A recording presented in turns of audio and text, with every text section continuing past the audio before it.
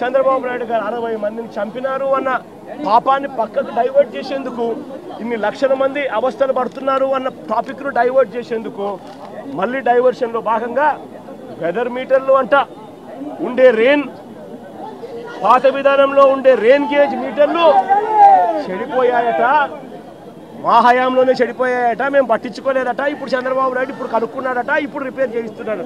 నిజంగా సిగ్గుండాలి రామోజీరావు ఈనాడు దినపత్రికకు రాయడానికి.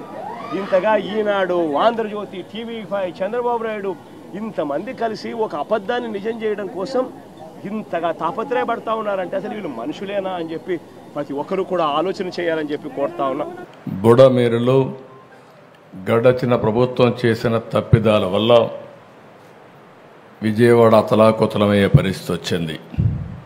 బుడమేరుకు గండ్లు పడితే ఆ గండ్లు కూడా పోడ్చలేని పరిస్థితి.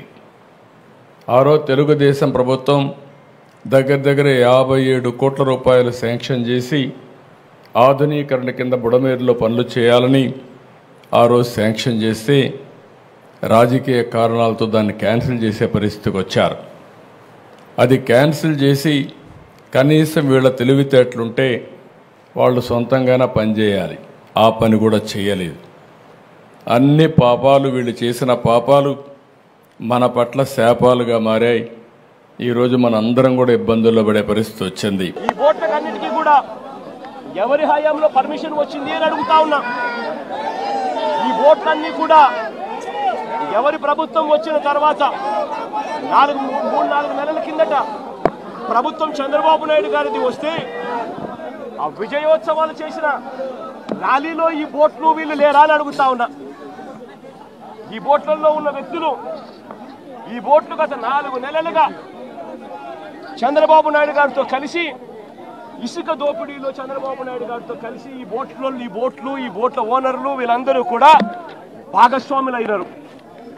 భాగస్వాములు కావడమే కాకుండా చంద్రబాబు నాయుడు గారు గెలిచినప్పుడు ఈ బోట్లతో విజయోత్సవాలు చేసుకున్నారు. ఇదే బోట్ల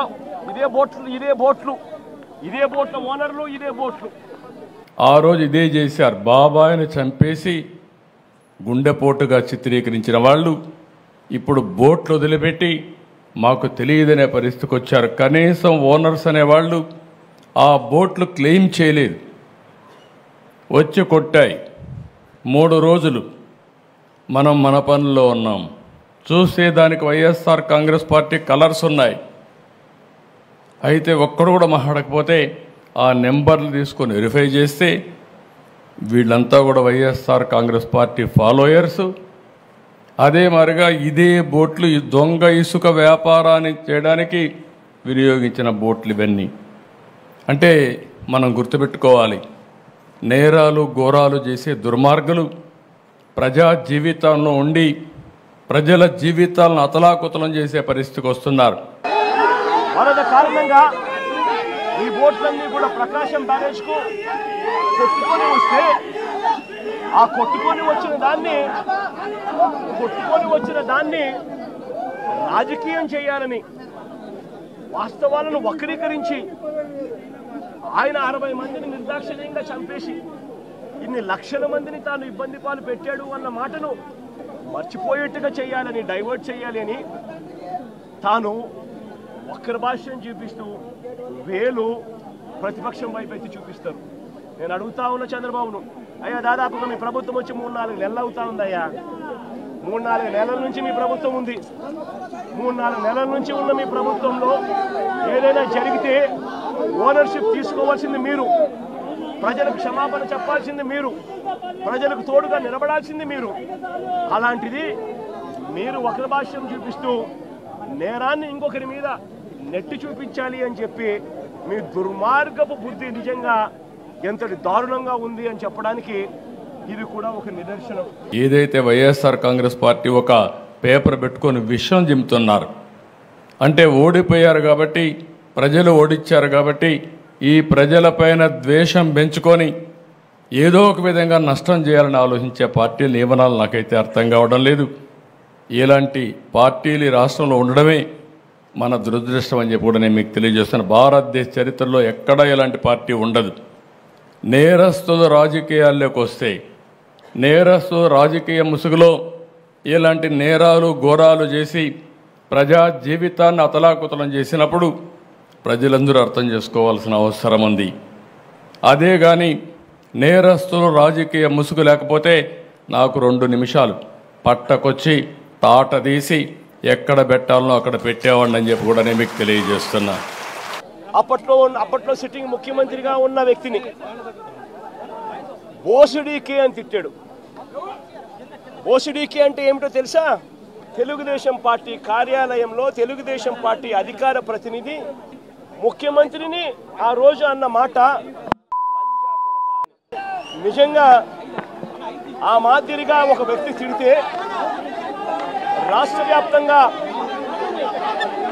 ఆ ముఖ్యమంత్రిని ప్రేమించే వాళ్ళు, వైఎస్ఆర్ కాంగ్రెస్ పార్టీని అభిమానించే వాళ్ళు, రాష్ట్ర వ్యాప్తంగా ఉన్న వాళ్ళందరికీ కూడా కడుపు మండదా? ఎవరైనా చెబితేనే వాళ్ళు వచ్చి చేస్తారా? కడుపు మండిన వాళ్ళు, చూడకూడదు అని అనుకునే వాళ్ళు, తెలుగుదేశం పార్టీ వాళ్ళు తప్పు చేసిందే కాక ధర్నా చేయడానికి వచ్చిన వాళ్ళ మీద దాడి చేయడానికి కూడా ప్రయత్నం చేశారు. ఒక రాజకీయ పార్టీ ఆఫీసు పైన దాడి చేస్తారు. దాడి చేస్తే వాళ్ళని అరెస్ట్ చేస్తే దానిపైన కూడా నిరసన తెలియజేస్తారు. అంటే రాజకీయ పార్టీ అనేది ప్రజలకు ఒక దేవాలయంగా పనిచేసే పార్టీ ఆఫీసులు ఇవి. ఒక చిన్న party office, communist party office ఉన్నా ఎక్కడా ఎవరు దాడి చేయలేదు. నా జీవితంలో నేను చాలాసార్లు చూశాను. 40 సంవత్సరాలుగా రాజకీయ పార్టీ ఆఫీసులపైన, రాజకీయ పార్టీ నాయకులపైన ఎప్పుడూ దాడి జరగలేదు. ఎన్ని విమర్శించినా ఆ విమర్శని ఒక పాజిటివ్గా తీసుకొని కరెక్ట్ చేసాం తప్ప ఇంకోటి కాదు. అలాంటి దురదృష్టకరమైన పార్టీ ఓసారి నాకే అనిపిస్తుంది, నేను ఎన్నో రాజకీయాలు చేశా, ఎంతమందితో చేశా, కానీ ఒక నేరస్తుడితో రాజకీయాలు చేయడం అనేది నాకే నామోషి అనిపిస్తుంది. కానీ మీ ప్రజాహితం కోసం నాకు తప్పడం లేదు ఈ యుద్ధం. ఆ విషయం కూడా మీరు గుర్తుపెట్టుకోవాల్సిన అవసరం ఉంది.